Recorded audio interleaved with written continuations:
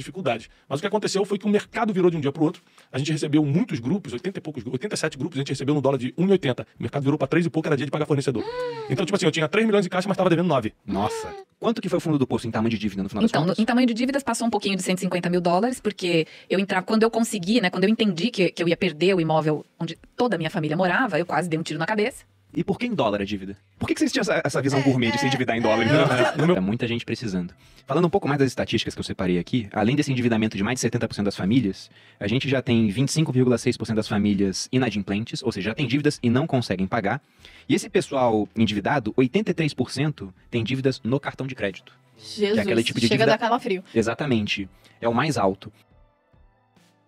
Mas para começar, eu queria que você dividisse um pouco da história de vocês nessa questão das dívidas. Por exemplo, no seu caso, Bruno, como é que foi isso, cara? Você já teve quebrado durante um tempo, né? Já muito quebrado. Quebrado não, muito. Muito quebrado? Muito. Aquele Quebrado é eufemismo.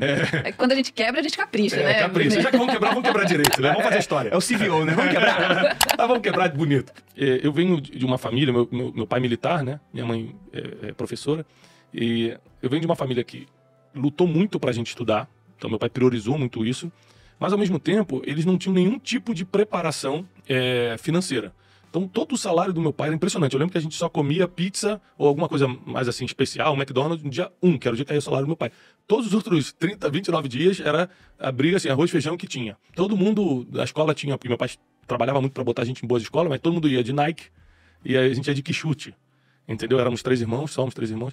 Então, o grande problema da minha vida financeira começou com a falta de educação, a falta de modelagem positiva financeira. Meu pai ganhava, gastava, sempre enrolado. Eu comecei a achar normal que era, vai ali, pega 50 reais com o teu tio, pega 100 reais com a tua avó. Eu comecei a achar que era normal. Você, tô mal, vou ali pedir dinheiro pros outros. Até que as coisas foram piorando quando eu percebi que a vida era, quando eu comecei a ir pra rua trabalhar, já adolescente pra jovenzinho, comecei a perceber que a vida era muito difícil, porque eu ganhava 450 reais, e tinha que viver com aquilo. Eu era músico nessa época, eu queria fazer uma aula que a aula de violão era 280, eu ganhava 450. Falei, como é que eu vou fazer isso? Qual que era o ano disso, você lembra, mais ou menos? Isso foi mais ou menos no ano 97. 97? Por aí. Mas eu já tava ganhando meus 450 reais, eu fui trabalhar no estúdio de gravação. Uma coisa boa, Bruno, é que eu nunca tive medo de trabalhar e nem medo das oportunidades. Então, eu queria trabalhar com música, eu procurei o melhor estúdio de gravação da época, eu morava no Rio de Janeiro, e falei assim, eu queria trabalhar pra vocês de graça, eu tinha 15 anos. Eu queria ficar enrolando cabo aí, mas o que eu queria? Ficar Trabalho aprendendo. infantil não remunerado. Não remunerado, né? Ótimo. E eu queria aprender como é que se faz e tal. Então eu fiquei dos 15 aos 17 trabalhando sem remuneração, enrolando cabo no estúdio, mas aprendi a operar a mesa de som, a montar as coisas, a tocar instrumentos. Com 17 anos, eu já estava gravando CDs. Você foi pago em conhecimento desse período. Exatamente. Quanto é que custou isso? Eu já estava gravando CDs e fazendo dinheiro. Então com 17, 18 anos eu comecei a ganhar mais. Para 18 para 19 eu comecei a ganhar mais. Só que o dinheiro ia embora no mesmo dia, porque era um modelo muito forte da minha família. Ela repetindo o comportamento dos seus Repetia o pais. comportamento assim, absurdamente, entendeu? E aquela coisa que você ganha. Eu lembro um dia que eu ganhei 5 mil reais, foi o dinheiro máximo que eu ganhei de uma produção lá musical que a gente fez. Aí eu liguei pra todos meus amigos, vamos sair pra comer hoje, que é por minha conta. Ou seja, não tinha dinheiro nem pra comer no outro dia. Aí tu ganha um dinheiro que quer pagar pra todo mundo, né? E hoje em dia, andando com muita gente doideira. rica, eu vejo que rico divide a conta, né? O cara te convida. E no final ele fala, deu 100 reais pra cada um. Eu falo, pô, não é possível, mano, o cara é bilionário. 100 reais pra cada um. E o pobre chega, vou pagar pra todo mundo. Até pode pedir o que você quiser. Então, eu comecei a ter dificuldades maiores. Mas eu percebi uma coisa nesse tempo, que eu não gostava de trabalhar pra ninguém. Eu falei assim, cara, é muito ruim trabalhar pros outros. Porque quando eu conheci Janine, minha esposa, eu ainda trabalhava com música. Só que a vida de música era muito instável. Né? Tinha mês que eu ganhava 3 mil, tinha mês que eu ganhava 300 reais. E mais do que isso, eu sempre fui um cara ambicioso no sentido de, cara, eu quero ser o melhor ou maior nisso aqui. Aí, com 19 para 20 anos, eu percebi o seguinte. Cara, eu não vou ser o melhor músico, tinha muita gente melhor do que eu. Eu não vou ser o melhor técnico de gravação. Não dá. Mesmo que eu estude nas melhores, não dá. Eu tenho muita gente melhor, tenho muita gente mais preparada. E segunda coisa, eu admirava muito alguns músicos que eram os melhores do Brasil. Eu lembro que eu fui gravar uma vez os músicos do Djavan, como técnico de gravação, né, ali no estúdio. E aí, cara, tava lá os maiores do Brasil. Arthur Maia no baixo, os caras, assim, muito famosos, qualquer músico conhecia. E eu fui vendo os músicos chegando, assim, de Fiat Uno toda arrebentada, os caras brigando pra dividir uma pizza. Cara, 20 reais, 5 de cada um, senão não dá. E eu falei assim, cara... E eram os maiores. Eu não vou ser o maior. E se for, Eu não esse vou é meu ganhar teto. muito dinheiro. Esse é até aí que eu vou. Ali eu decidi que eu queria ser alguém na vida. Eu falei, não, cara, eu tenho que partir pra ser grande. Eu quero ser grande. Eu sempre pensei... Essa questão de você modelar pensamento, as pessoas acham que é clichê, mas é pura verdade. Eu digo quero ser, eu vou ser. que clichê é clichê por um motivo, porque funciona. É pô. porque funciona, A exatamente. verdade é cristalizada pela ação do tempo. E eu fui pra vendas. Meu pai me chamou pra trabalhar na época com empréstimo, aquele negócio de empréstimo de banco BMG, não sei o que, para militares, porque ele era militar, ele começou a fazer uma renda extra com isso, falou, Thiago, vamos trabalhar. Eu ficava no centro do Rio de Janeiro distribuindo os panfletinhos e levando pro escritório do meu pai para ele fechar o contrato. Só que era muito desgastante para mim, era meio... Ele estava na reserva já, nessa época? Ele tava, não, ele saía do quartel e ia para lá. Durante o dia ficava a minha sogra, que na época não era minha sogra, na época eu não estava casado ainda, ela cuidava do escritório. E meu pai chegava depois do quartel, umas 4h30 da tarde, o quartel era bem próximo ao escritório, e a gente ficava lá até a noite fazendo os contratos e tal. Só que era muito desgastante pra mim, eu tinha que botar terno e gravata, ficar no calor do Rio de Janeiro distribuindo, não sei o quê, encontrava um monte de amigo e falava assim, ih, caramba, o Thiago tá panfletando ali, fala panfletador! E aí eu falei, pô, isso não é pra mim, eu tenho que achar outra coisa. Aí eu gostava muito de viagem, consegui entrar como vendedor freelance numa agência de viagens, e cara, comecei a arrebentar de vender. No primeiro mês eu virei o maior vendedor do negócio, o cara já me chamou pra trabalhar, falou, cara, vem trabalhar. Eu comecei a trabalhar por performance, vendia, ganhava comissão, não tinha contrato, não tinha salário, nada. E ali eu comecei a me apaixonar por venda, me apaixonar por viagens. E aí, quando eu falei, liguei pra Janine e falei, vamos casar. Tô rico, tava ganhando 3 mil reais. Tô rico! Vamos casar! Aí falou, vamos casar, vamos. Aí começamos a organizar tudo pra casar. Mas pra entender, nessa fase você tava endividado ou não? Não, calma. Tá chegando, não, tá sempre chegando. tive endividado. Tá chegando. Tá chegando. Só o normal. Endividava todo mês. Nessa época eu era aquele endividado apertado, tipo assim, de dever pouco. Caramba, comprei o tênis de um amigo aqui, tô faltando aqueles Isso me 100 reais. lembra a família do Bruno. A família do Bruno é muito assim. Sempre foi assim também. Eu sempre fui apertado, nunca, assim, tinha um dinheiro sobrando, sempre apertado. Pra mim, eu desenvolvi um complexo de inferioridade muito grande por causa disso, porque o problema é o seguinte, a gente tinha uma vida de classe média baixa, mas porque meu pai era comandante dos fuzileiros, a gente convivia, por causa do título dele, com gente de classe alta. Então todo mundo tinha carrão, a gente tinha um chevetinho. Todo mundo andava de Nike, a gente andava de Quixute. Então o grau comparativo foi muito destruidor para nossas emoções. Então eu e meus irmãos, a gente cresceu cheio de complexos, cheio de rejeições e tal, por causa da comparação. Porque recentemente eu estive na África, no interior da Angola, fazendo um trabalho, e todo mundo rindo, todo mundo feliz. Por quê? Porque uma senhora tem uma panela, do outro lado também só tem uma panela, e na outra casa só tem uma panela. Não tem ninguém com jogo de panela e só você tem um. Então quando não tem comparação, a felicidade é possível. Alguns pontos. Meu pai também já foi pra Angola, só que ele foi lá atrás, ele foi fazer missão de paz em Angola no meio da década de 90, e naquela época Angola tinha 2 minas terrestres, 2 armadilhas explosivas pra cada pessoa. Então se você visse uma pessoa sem uma perna, porque pisou numa mina terrestre, ainda tinha uma chance estatística de pisar em outra. Então era terrível a situação do país. Mas sobre esse ponto de Angola é só pra pontuar que hoje tá muito melhor, com certeza, né? Teve missão de paz da ONU lá. Não, mas era pobre, tá? Era pobre, só que as pessoas estavam felizes. Porque não tinha todo mundo tanta tava diferença. igual. Você é pobre, você é pobre é relativo. Porque na cabeça deles, eu não tô vendo ninguém de carrão, não tô vendo ninguém com uma casa melhor que a minha. E tô comendo, você nunca pode se comparar com quem não teve o mesmo ponto de partida que você. A comparação acaba sendo a destruição dos teus sonhos em câmera lenta. Você tá destruindo cada sonho seu quando você começa a olhar pros outros, não tem nada a ver contigo, não tem o mesmo propósito. E é não o tem que o mesmo ponto de leva partida. muita gente a se endividar. Ah, com É, certeza. Porque lógico. ela quer dar aquele passo muito maior do que a perna dela, porque ela diz, como que eu vou ficar pra trás? Como assim, né? Então tem tudo a ver isso que você tá falando de comportamento, porque a pessoa não dá o passo conforme o tamanho do orçamento. Ela vai se comparar com os outros, ela vai achar que ela tá no lugar errado.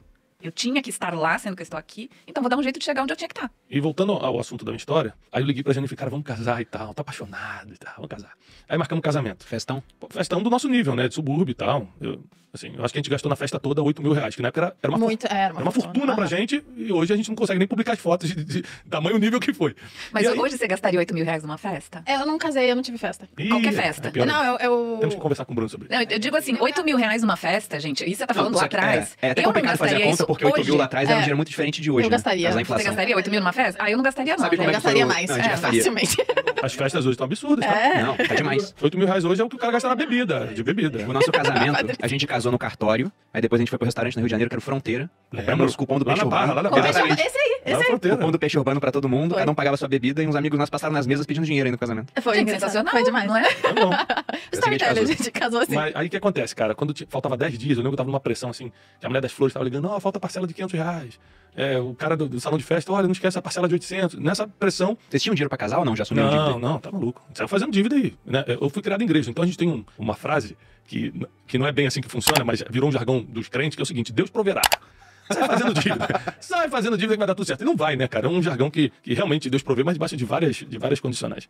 E aí eu falei, não, Deus vai prover tudo, vamos fazer. Só cortaram o fim da frase, né? Porque era Deus proverá para si o sacrifício, que era do sacrifício de Abraão. Aí eles pegam um pedacinho e saem Deus tomando, vai né? prover pra mim também, né? Minha mãe não é muito religiosa, mas tem essa cabeça mais ou menos. É, vai dar certo, vai dar Vamos que certo. vamos, vamos que vamos. E aí o que aconteceu? 10 dias antes, cara, eu recebi uma ligação, eu fui trabalhar normalmente, não deixaram eu entrar na sala. Assim, ó, cara, toma aqui tuas coisas, vai embora. E me mandaram embora com uma mão na frente e outra atrás. E eu casei desempregado. Eu lembro da vergonha de casar desempregado. Eu falei, cara, o que meu sogro vai achar de mim? O que as pessoas vão falar de mim? Eu desempregado. E naquele dia eu percebi que quando eu sou empregado de alguém, meu destino tá na mão dessa pessoa. Porque eu achei que ia casar tudo certo e casei desempregado. Naquele dia eu fiz uma declaração, eu nunca mais vou trabalhar pra ninguém. Eu vou ser dono do meu próprio negócio. E realmente eu casei 15 de junho. Em setembro eu comecei a minha agência de turismo.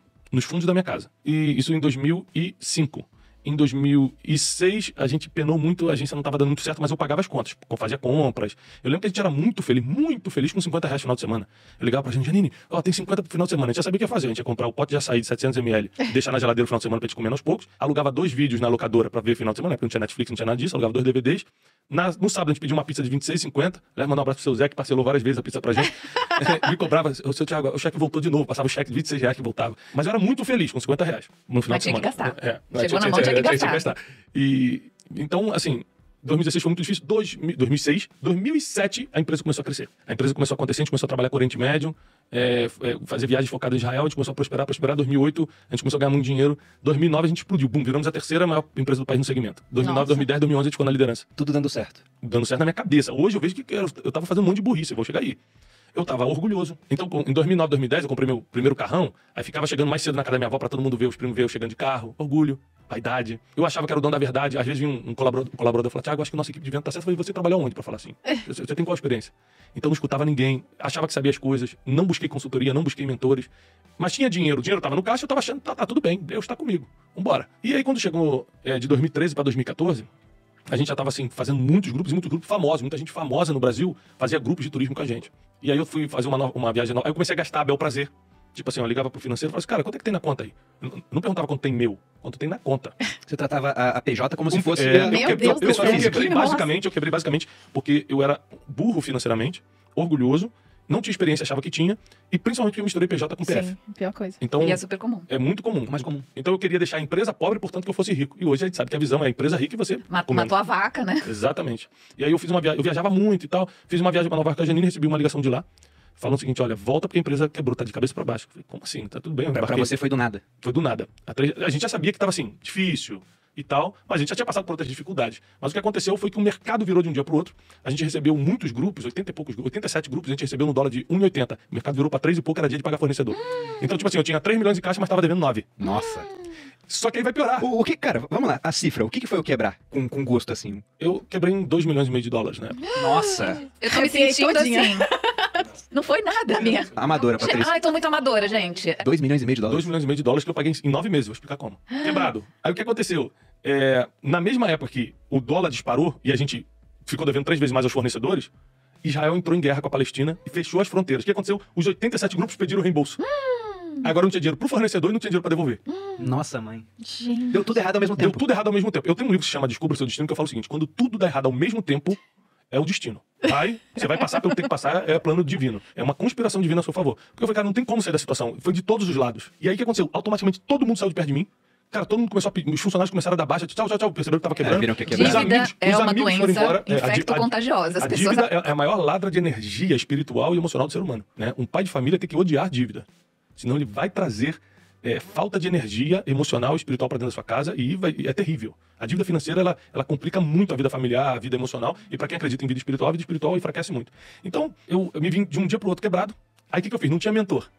Não tinha nada. Ajuda. Aí o que eu pensei? Vou limpar meu nome. O pessoal começou a falar mal de mim, todo mundo ligando, processo, tomamos não sei quantos mil processos que eu tinha que ir. Nos processos eu ia tremendo assim, porque emocionalmente você fica destruído. Ninguém te ameaçando, pedindo dinheiro, e não sei o quê, falando que vai não sei o quê. E você ainda tendo que ir no processo, todo mundo te acusando de tudo. Cara, eu só não morri porque Deus não quis. Para as pessoas, não importa o quanto entra de dinheiro, você tem que prestar atenção no quanto sai. Bom, eu vou até aproveitar. Chegamos no fundo do poço, porque eu queria que a Patrícia fosse pro fundo do poço também, pra depois a gente mostrar como é que foi a recuperação. Aqui é o fundo do poço. Aqui eu vou entrar em depressão, aqui eu vou passar por ameaças, aqui eu vou tomar decisões sérias na vida. Esse aqui é o fundo do poço. Quando eu quebrei, comecei a ser processado e vendi todo o meu patrimônio, eu fui morar numa casa assim vergonhosa de aluguel, vergonhosa mesmo, uma entrada assim de uma comunidade.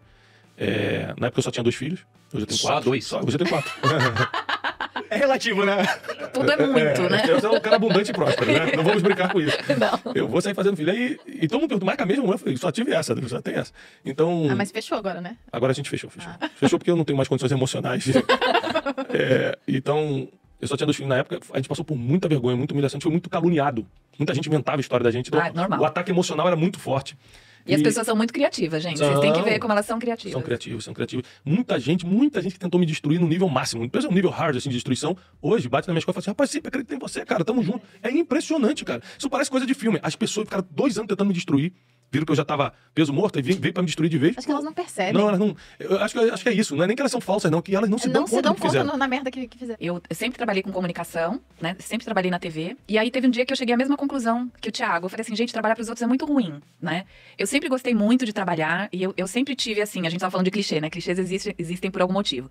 E tem um clichê que eu levei a vida toda, que foi muito positivo pra mim, que é aquilo que a mãe da gente fala, assim, tipo, você não é todo mundo, sabe? Eu entendi aquilo. Eu não sou todo mundo. Então, na minha cabeça era assim, eu sou exceção. Então, eu ia trabalhar, o pessoal dizia assim, não, aqui ninguém chega mais cedo. Aqui ninguém fica até mais tarde. Eu dizia, mas eu sou a exceção. Eu vou chegar mais cedo. Eu não sei fazer nada, comecei a trabalhar com 18 anos, né? Na mesma condição do Thiago, não tinha nem dinheiro e nem tempo pra estudar. O que eu ganhava era ali pra ficar no 0 a 0. Eu dizia, então tenho que aprender. E aí eu chegava mais cedo, chegava 3 horas antes do meu horário, entrava às 10, chegava às 7. E às vezes saía ali, em vez de sair às 7 da noite, eu saía às 8, saía às 9. Sempre tentando aprender alguma outra função ali, né? Dentro da emissora de televisão que eu trabalhava. E isso foram vários anos, depois eu fui trabalhar fora. Mas sempre naquela, alguém decide a minha vida, alguém decide quanto eu vou ganhar, alguém decide se eu vou trabalhar aqui, se eu vou trabalhar, se eu vou viajar, se eu não vou, né? Eu não tinha, a minha agenda não era minha. Era sempre assim, Patrícia, a semana que vem você tem que estar em Buenos Aires. Olha, mas na outra semana você não vai trabalhar aqui em Buenos Aires, você vai voltar pra São Paulo. Então eu ficava assim, meu Deus, né? Onde eu vou? Esse negócio de ser dono do seu destino, e cara, isso é uma riqueza. Isso que ela tá falando, alguém tem que decidir por mim? Por quê? Isso é fantástico, depois a gente fala sobre isso. E aí isso caiu na minha cabeça e eu falei, não, eu sei fazer várias coisas, eu quero trabalhar pra mim. E aí eu cometi assim, sabe todos os erros de empreendedor descabeçado? Eu cometi todos, porque eu pensava assim, eu vou abrir meu negócio, então eu vou trabalhar a hora que eu quiser, eu vou trabalhar o dia que eu quiser. Só com o que eu gosto. Ele Só vou fazer o que eu começa gosto. agindo como se fosse fácil, né? Como se o dinheiro as viesse pessoas de vão graça. trabalhar pra mim. Eu vou lá e vou pegar o dinheiro. E no meu negócio eu faço o que eu quiser, né?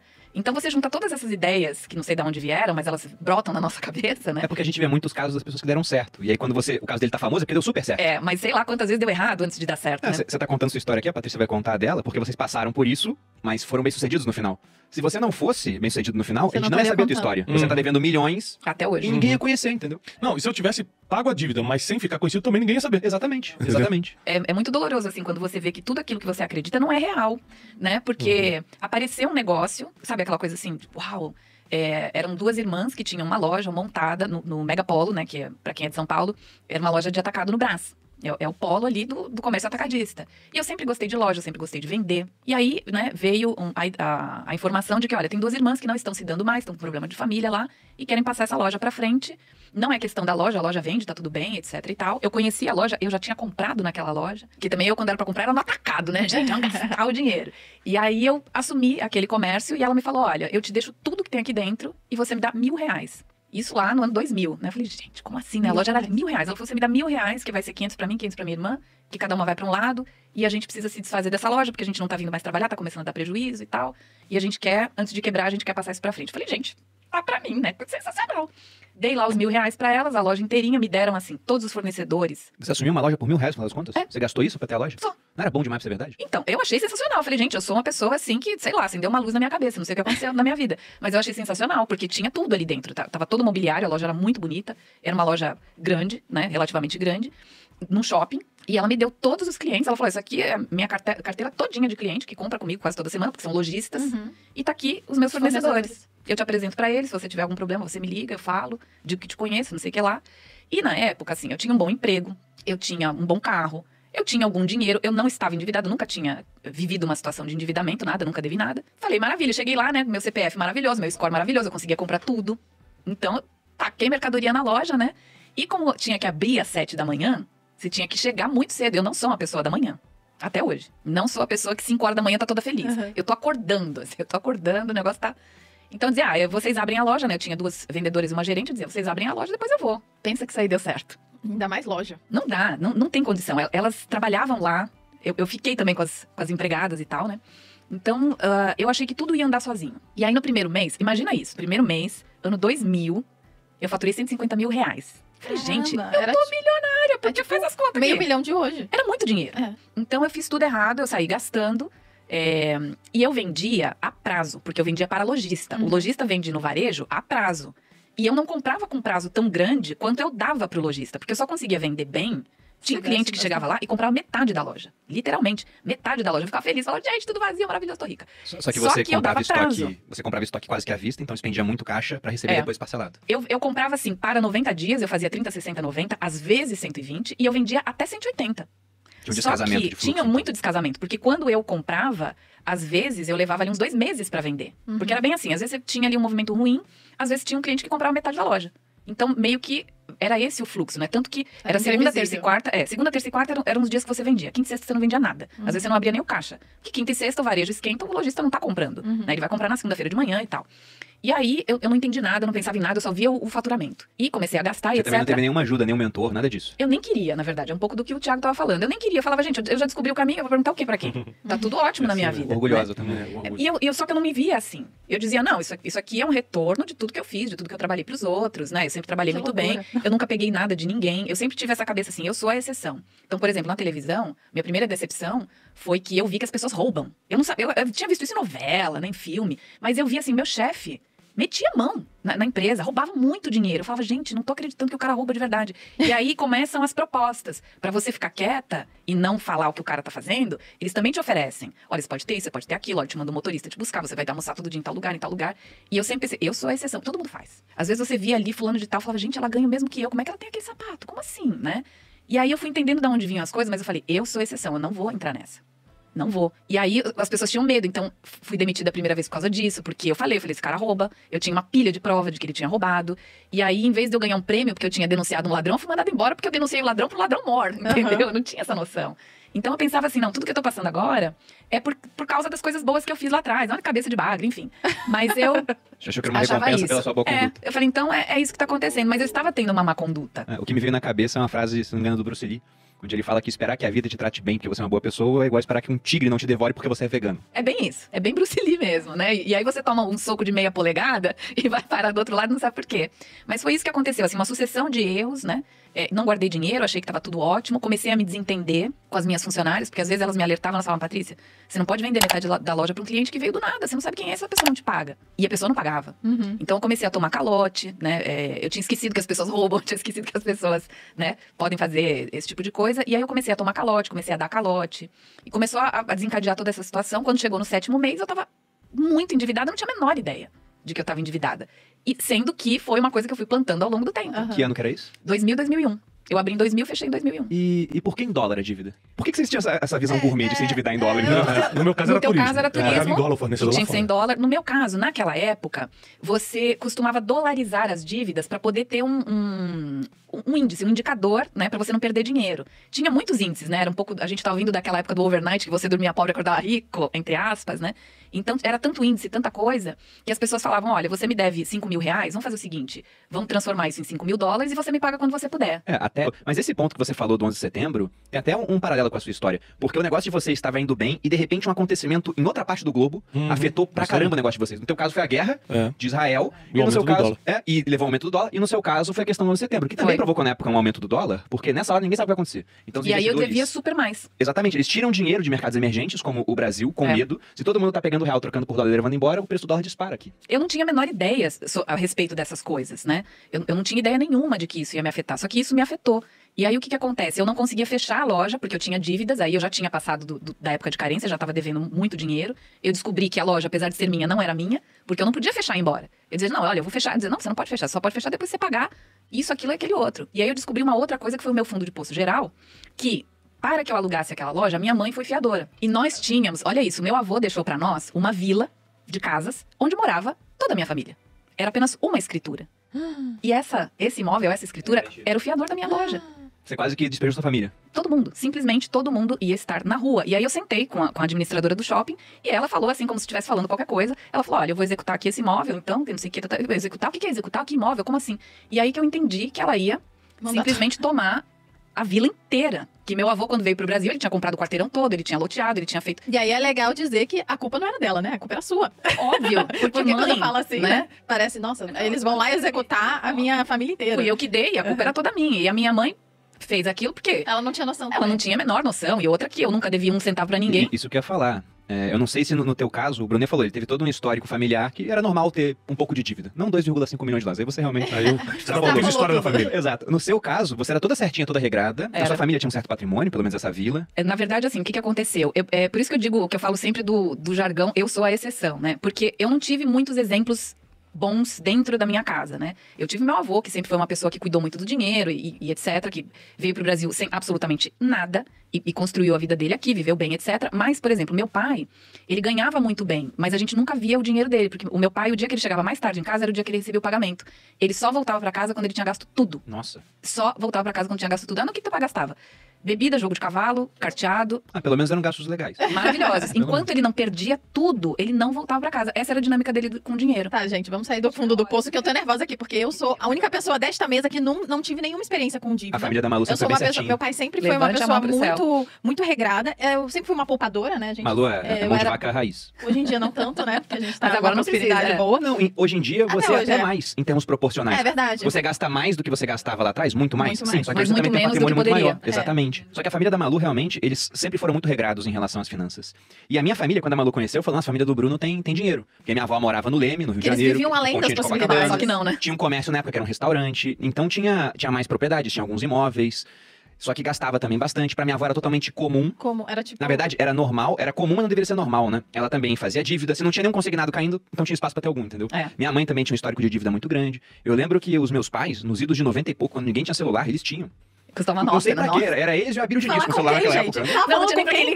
ligar. Exatamente. Então, eu também, em casa, eu tive um exemplo de descontrole financeiro. E aí eu quis sair o contrário daquilo. Aí comecei a ser muito mais regrado com finanças. Mas quanto que foi o fundo do poço em tamanho de dívida no final das Então, contas? em tamanho de dívidas, passou um pouquinho de $150 mil, porque eu entrava, quando eu consegui, né, quando eu entendi que eu ia perder o imóvel onde toda a minha família morava, eu quase dei um tiro na cabeça, literalmente Você chegou a mesmo. pensar em coisa assim? Eu cheguei a programar, esse que é o medo, Nossa. né? Eu era muito racional, assim, não tinha assim, eu vou me dar um tiro. Não, gente, como é que eu vou fazer? Eu tinha um último cartão, era o cartão número 5, ainda não estava estourado, o limite que eu tinha, comprava um 38, ponto. Eu dizia, se eu comprar um 38, de repente o cara me dá meia dúzia de bala, eu preciso só de uma. Então era tudo muito calculado. Chegou nesse nível de desespero. Chegou nesse nível, eu sabia onde eu ia comprar, eu sabia pra quem vendia sem você ter documento, né? Então tava tudo muito calculado. E aí que eu caí na real, porque eu falei, gente, olha o que eu estou Meu planejando, Deus. né? Falei, como assim? Olha o que eu tô planejando. Porque eu dizia, a minha família vai perder, né? Vai todo mundo pro meio da rua, mas eu não vou ver. Como é que eu vou acho ver? que essa era a pior parte, porque não era só Essa você, era a pior né? parte. E o valor daquele chocada. imóvel era infinitamente superior ao que eu devia. Mas não interessa.